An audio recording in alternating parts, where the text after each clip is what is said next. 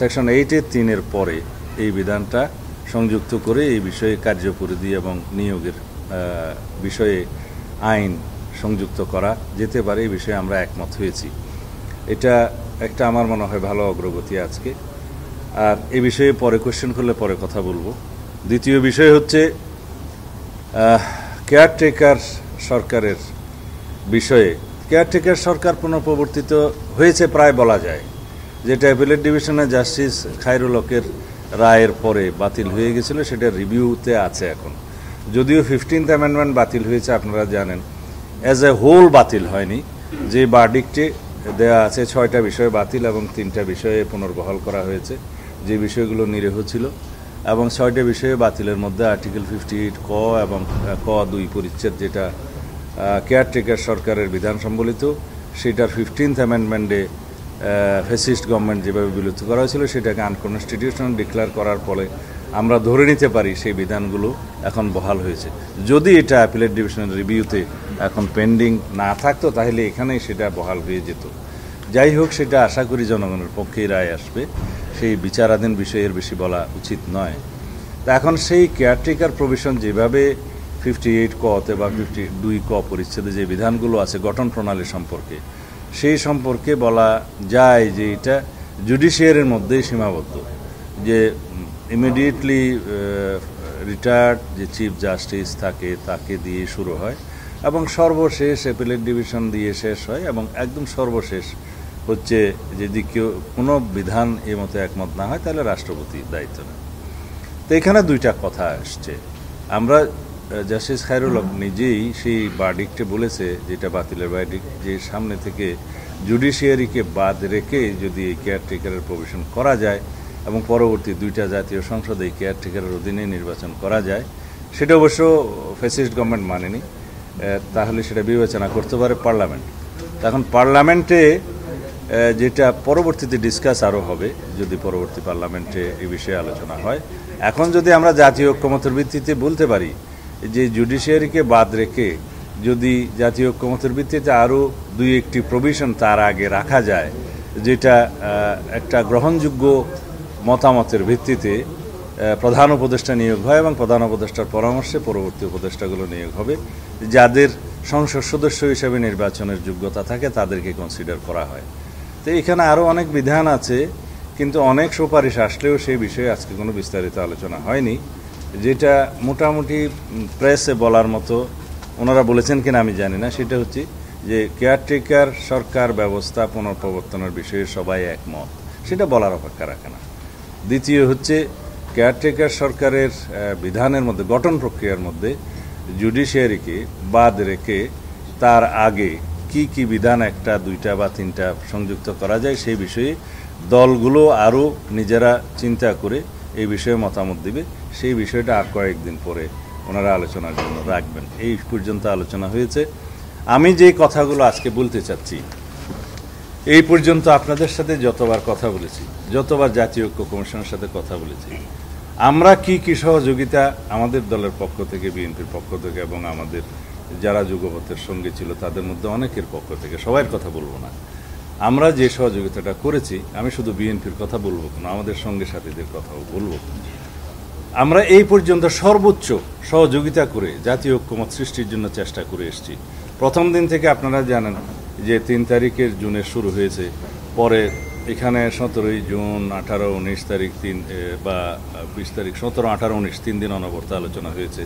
এগুলোর মধ্য দিয়ে আমরা অনেক বিষয়ে একমত হয়েছি এবং এখানে দেখা যায় সবার চাহিদা অনুসারে অনুচ্ছেদ 70 আর্টিকেল 70-তে যে সমস্ত বিধানের ক্ষেত্রে সবাই একমত হয়েছে, তার মধ্যে ছিল অর্থ বিল এবং আস্থা ভোট ছাড়া বাকি সব বিষয়ে এমপিরা স্বাধীন থাকবেন, এই বিষয়ে সবাই একমত হয়েছে। তা আমরা অনেকের মতামতের ভিত্তিতে বলেছিলাম যে এখানে সংবিধান সংশোধনের বিল এবং জাতীয় নিরাপত্তা, বিশেষ করে যুদ্ধ পরিস্থিতি সংক্রান্ত এই পরিস্থিতি উদ্ভব হলে এই 2টা বিষয়েও সংসদ সদস্যরা যাতে দলের বাইরে না যেতে পারেন, এই বিধানটা আমরা আমাদের ম্যানিফেস্টোতে সংযুক্ত রাখবো। যদি জনগণ আমাদেরকে ম্যান্ডেট দেয় সেই বিধানগুলো আমরা এখানে রাখবো, সেটা যৌক্তিকভাবে গৃহীত হয়েছে। তারপরে জাতীয় সংসদে স্থায়ী কমিটিগুলো গঠনের ক্ষেত্রে যেই বিষয়গুলো আমরা একমত হয়েছি, সেখানেও আমাদের প্রস্তাব ছিল আমরা এক বাক্যে একমত হয়েছে, প্রস্তাবগুলো আমরাই দিয়েছিলাম। যে 4টা প্রধানতম কমিটি, যে পাবলিক আন্ডারটেকিং কমিটি, তারপরে আছে যে পাবলিক অ্যাকাউন্টস কমিটি, তারপরে প্রিভিলেজ কমিটি এবং এস্টিমেশন কমিটি সহ আরও এই 4টা কমিটি যতদূর আমার মনে পড়ে সহ আসনের সংখ্যা অনুপাতে বিরোধী দলের মধ্যে বাকি অন্যান্য গুরুত্বপূর্ণ কমিটির সভাপতির পদ দেয়া হবে। সেটা এমনও হতে পারে যে 300 আসনের মধ্যে যদি 100 আসন সম্মিলিত সব বিরোধী দলের হয়, সেই সংখ্যা অনুপাতে তারা আসন পাবে। তাতে দেখা যাবে প্রায় 1/3 মতো স্থায়ী কমিটিগুলোর সভাপতিত্ব তারা পাবেন। এই বিষয়ে আমরা একমত হয়েছি।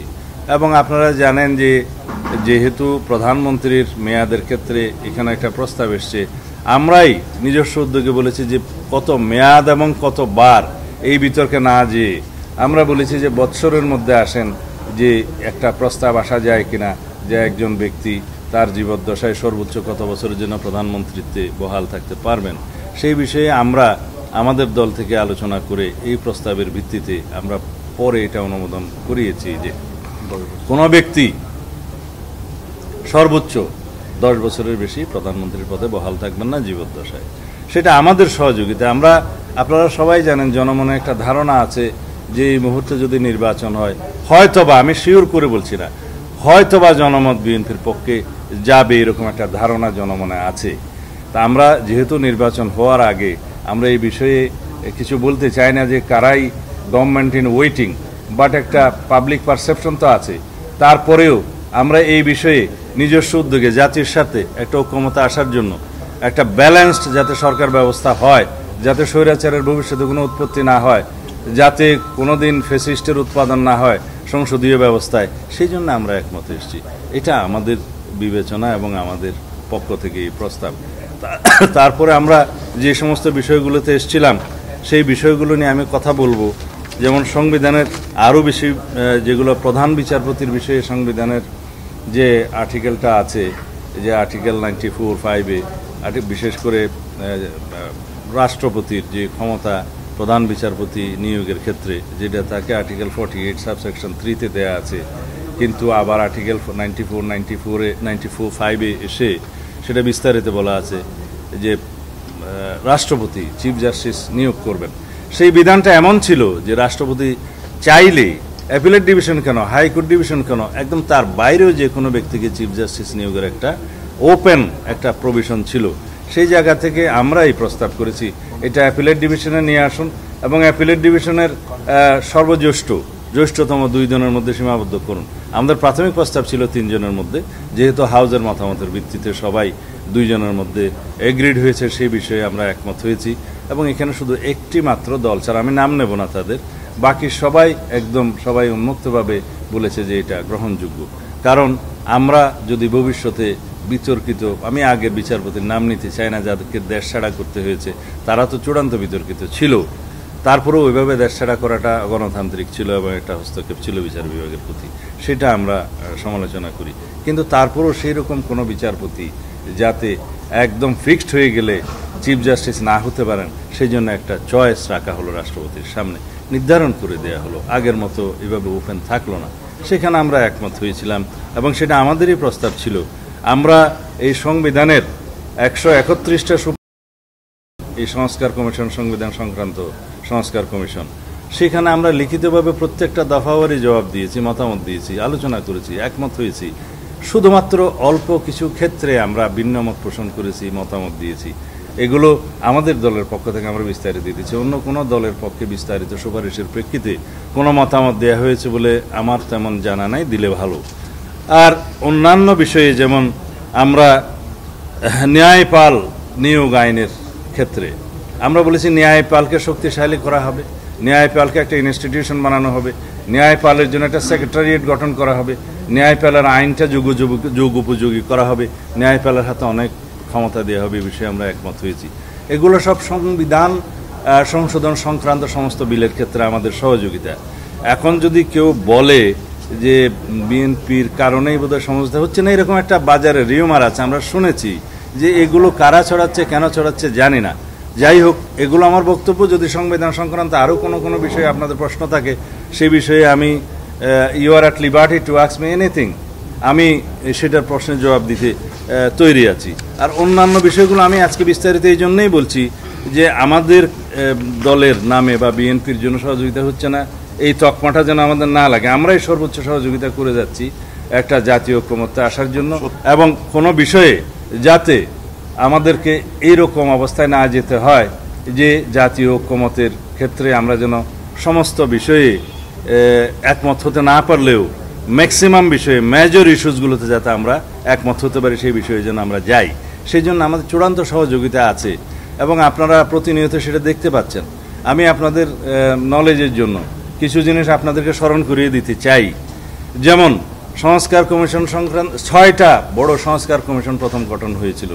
সেই সংস্কার কমিশনের রিপোর্টগুলো যখন প্রদান করা হয়, আমরাই প্রথম সংস্কার কমিশনের সেই বিস্তারিত রিপোর্টের উপর মতামত দিয়েছি, যেটি স্প্রেডশিটের মধ্যে সংক্ষিপ্তভাবে মতামতের জন্য যেটা দেয়া হয়েছিল। আমরা বলেছি এটা অনেকটা বিভ্রান্তি সৃষ্টি করেছে, এই বিষয়ে আমরা মনোযোগ দেব না, আমরা বিস্তারিত রিপোর্টের উপরে বিস্তারিত মতামত আমরা দেবো। আমরা দিয়েছি, আপনাদেরকে সেটা বর্ণনা করি। ইন শর্ট, যে দুর্নীতি দমন কমিশন সংক্রান্ত সংস্কার কমিশনের রিপোর্টে 47টা সুপারিশ আছে। সেই 47টা সুপারিশের মধ্যে মাত্র একটি সুপারিশের মধ্যে আমরা একটু ভিন্নমত পোষণ করে মতামত দিয়েছিলাম।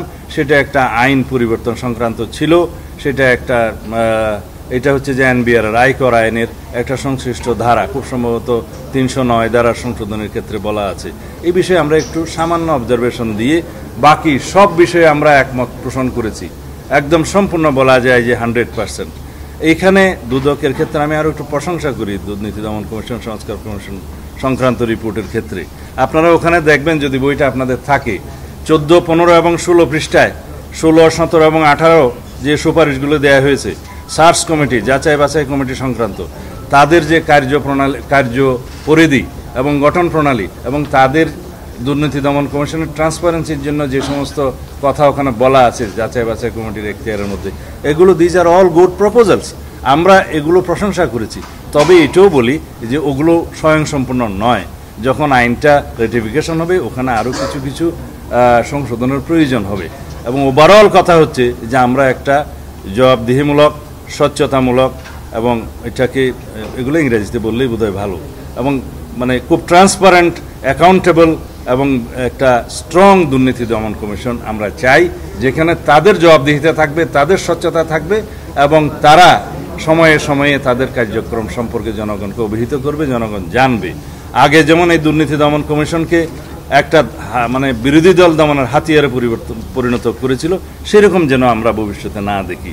তারপরে গেল এটা প্রশাসন সংক্রান্ত সংস্কার কমিশনের যে রিপোর্ট, সেই রিপোর্টে আপনারা দেখবেন মোট 17টা অধ্যায়ে 208টি সুপারিশ দেওয়া হয়েছে।